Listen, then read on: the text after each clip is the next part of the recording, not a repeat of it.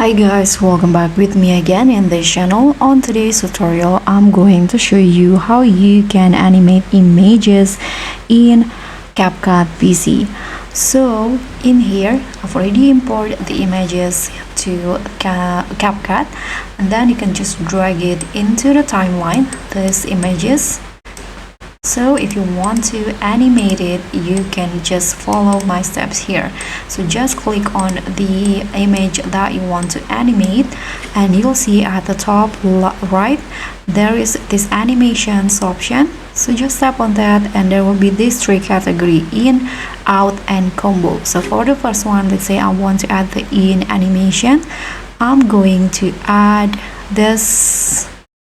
Let's try this shake slide. You can just tap on it, so it will have that in animation.